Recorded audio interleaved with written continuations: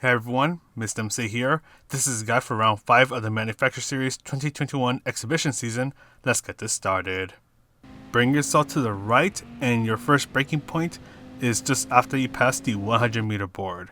There are multiple braking points you can use in case that 100 meter sign gets knocked down.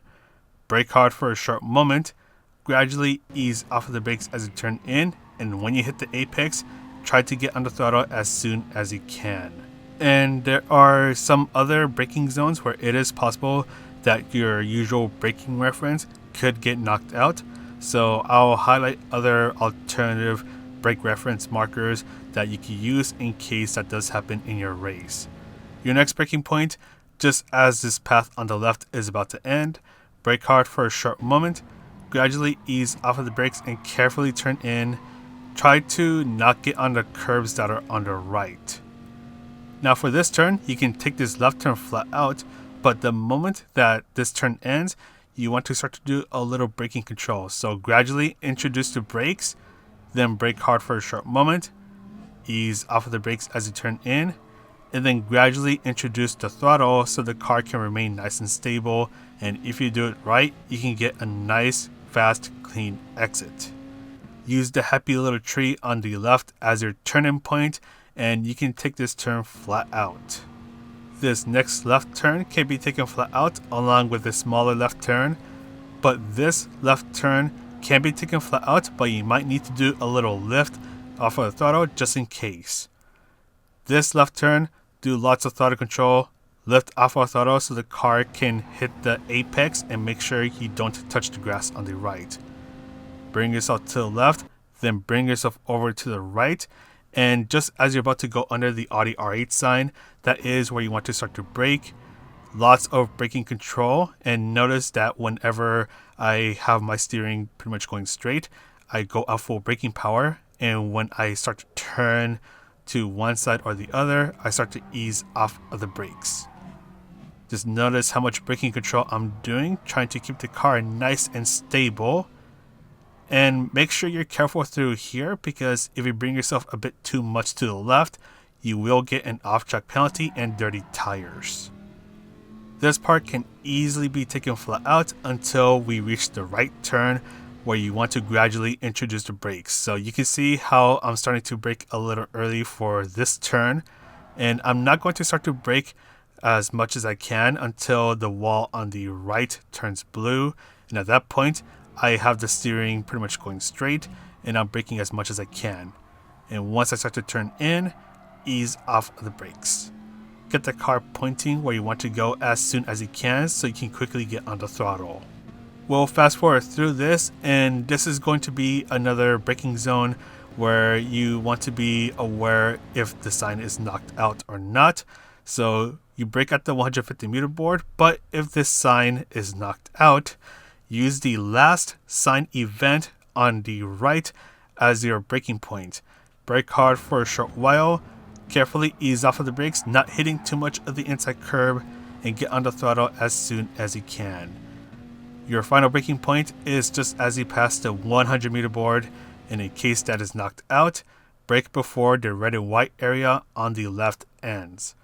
This is similar to the first turn. Brake hard for a short moment, slowly ease off of the brakes, get the car to rotate, and then get on the throttle. But that's all for the lap guide. Let's go ahead and take a look at the strategies. For the qualifying session, you only have 5 minutes to try to get a good qualifying time, so this will give you 2 chances to try to get the best qualifying time possible. Now, the thing about Mount Panorama is that you have 2 very long straights, which means that slipstream is going to be incredibly useful, especially with these Group 4 cars. And if you're in a car that doesn't have a good top speed or doesn't have good acceleration, then slipstream is going to be even more crucial for you. And before I go on, I put the brake balance at +5 during my outlap to try to preserve my front tires, since the front tires wear out faster in the Dodge Viper. But once I start my qualifying laps, I'm going to move the brake balance to +1 or 1 to the rear. And the tire wear is a little slow, so you can adjust the brake balance because you don't really need to save tires here, maybe on your outlap only, but once you're starting to do your qualifying laps, you can adjust it to a value that can help you potentially get a faster lap time. But during the race, you will see me have the brake balance at 5 or all the way to the rear of the car to save tires. More on that later. But anyways, going back to the slipstream, because it's going to be ultra crucial here. It lets your car accelerate even faster, reach higher top speeds, which means that you're going to be shaving off quite a bit of time. So you want to try to position yourself so that you're around 6 to 7 tenths of a second behind someone, and that way you'll be under the slipstream, especially as you start to go down the first straight. And hopefully you're in a slip train, so multiple cars engaging in slipstream, because if you're in the middle of a slip train, then it's going to be a bit harder for you to catch up to the car ahead of you, and you don't want to catch up to the car ahead of you during your qualifying lap, because if you get too close to the car ahead of you, then you risk having to overtake them or slow down. And especially if you have to get around them, or if any other jumbling up happens as you're going through the mountain section of the track, then you're going to be in a bit of trouble because you're going to lose time. However, let's say that you're going much faster than the car ahead of you down one of the straights and you're under the slipstream, then you can easily just slingshot past them and you won't lose that much time. So it's going to be important to position yourself just right so you can have the best chances of trying to engage in the slipstream for as much as you can and get an even better lap time. However, I do want to make a note, and this is more specifically for those in the lower ranking lobbies. So chances are that you're probably going to have a much different pace here at Mount Panorama compared to those around you. And in that case, you're probably going to actually be better off qualifying by yourself.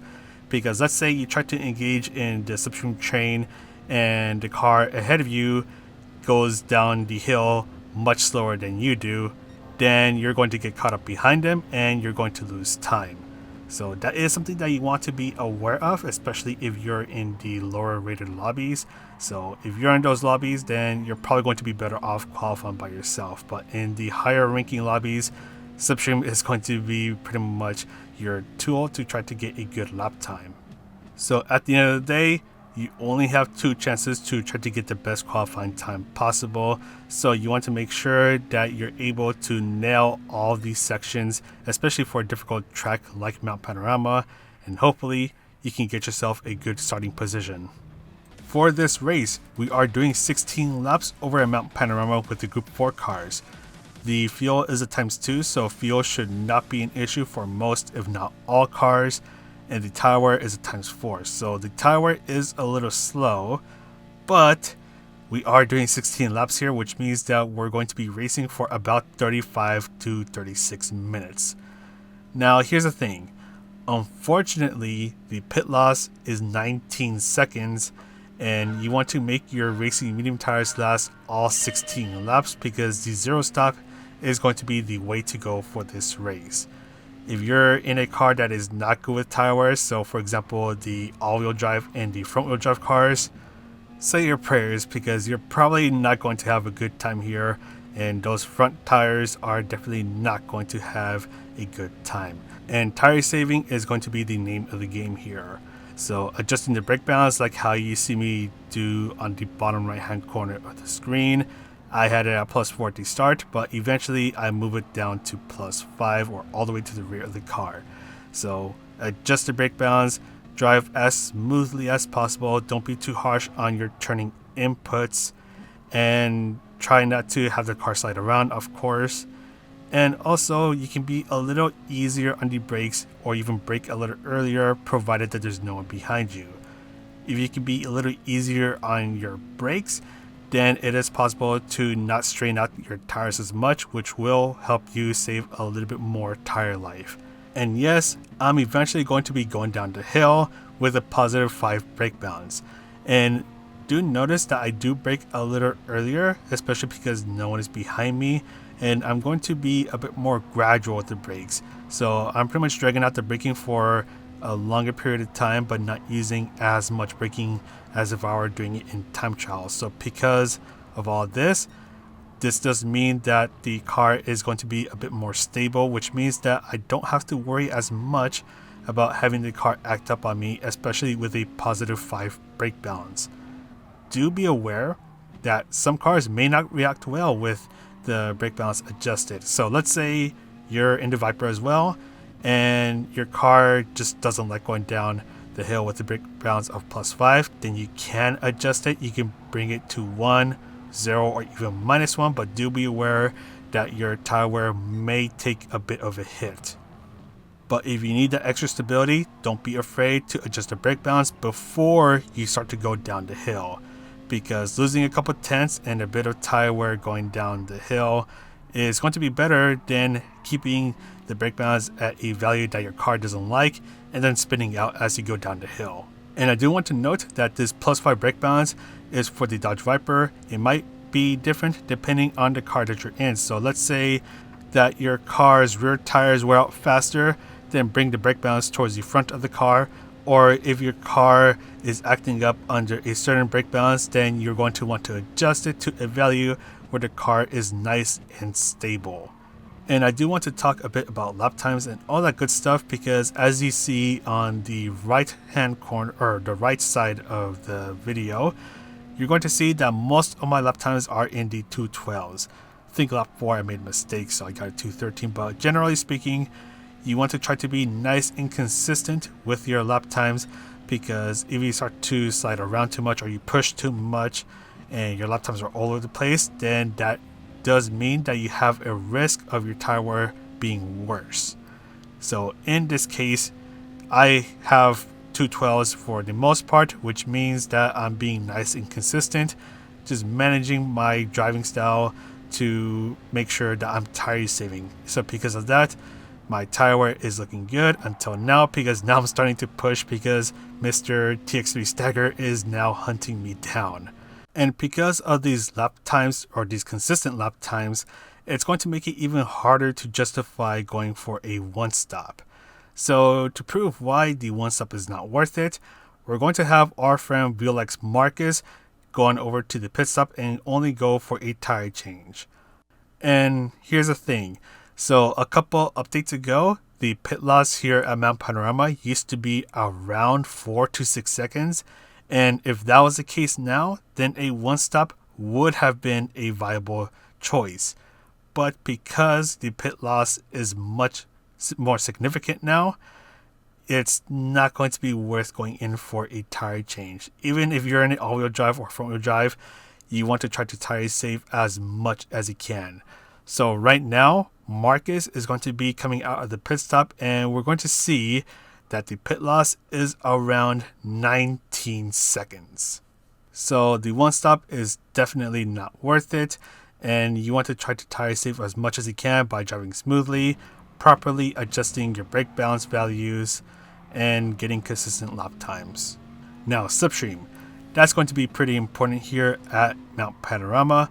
It'll let you keep up with those in front of you, and you can even use it to help those ahead of you. So you can use the bump drafting as you go down these two long straights to help yourself and the one in front of you catch up to the front of the pack, or even break away from those behind you. So you can definitely use slipstream and bump drafting to cooperate with those around you. Just make sure that you don't do a bump draft just before you reach a breaking point. And in a moment, you're going to see why slipstream is crucial here. So Mr. Stagger, he's been chasing me down all race long. He started way in the back before everyone left. And you're going to see that he's going to enter the slipstream range in a moment, which is 3/4 of a second. So right about now, he's in the slipstream range, and this is how crucial it's going to be. So he's in the Ford Mustang, I'm in the Dodge Viper, and at this point, I'm a sitting duck. So he was around 6/10 behind me, and now with the slipstream, he's going to take full advantage of me. And by the time that we reach this first breaking or the second breaking point, he's now 3/10 of a second behind me. So you can see how strong the slipstream is, how crucial it is, and how much of an advantage you could take upon the slipstream mechanics. And as we go down the back straight, you're going to see that he's going to attempt a pass. So he's going to get a better run into this back straight. He's taking full advantage of the slipstream, and he's going to easily pass me by slingshotting past me. So with the slipstream, you can easily get past some people, especially if their cars are not good when it comes to acceleration or top speed, and you happen to be in a car that is good with acceleration or top speed. So take advantage of the slipstream, use it to work with others, especially in the opening laps of the race, and then you can definitely use it to try to get some free overtakes. By the way, check out this awesome last battle. And I was actually pretty surprised that I didn't bin it because Stagger is pretty fast. So I was definitely feeling him hunting me down all race long up to this point. Unfortunately, I had a track penalty that I just couldn't burn off. So he got the win this time. So places to overtake in the penalty serving zone. Don't go for overtake right here unless if an opportunity presents itself. And I say this because this is a pretty big opportunity right here, this first straight, to get an overtake done because of the slipstream. We just passed the very start of the first penalty serving zone, so you want to make sure that you don't get a penalty because you will lose out on quite a bit of time. So once again, this first straight, great place to get overtake done, especially with the use of slipstream. But after that, this is going to be pretty much a single file line, so we're just going to fast forward through all of this. And I highly don't suggest battling it out through here because that's a great way to lose a lot of time. But this back straight is another great place to get the overtake done, and this is where the second penalty serving zone starts. It starts right here, so don't get a penalty because you will lose a lot of time and speed. And just like the first straight, you can take advantage of the slipstream and slingshot past people. And try to get the overtake done before you reach this right turn that leads to a big braking zone. And of course, if you're under someone's slipstream, do brake a little earlier. Finally, this last turn that is coming up is pretty situational. You can go for the overtake if you're in the very final laps, but in the middle of the race, this one is a lot more situational. If an opportunity presents itself, go for it, but if not, then just hang back and wait until you reach the first straight once again. So at the end of the day, this is a tire saving race. This is a zero stop race. So you want to adjust the brake balance to the right values that will help your car out, help your car save tires, and hopefully maintain stability. Drive as smoothly as possible, go for consistent lap times, take advantage of the slipstream as well for easy overtakes and for the opportunity to work with others. But anyways, that is pretty much it from me. I'm going to go ahead and sign off now. So this is Mr. CA wishing you a good race, and I'll see you in the next video.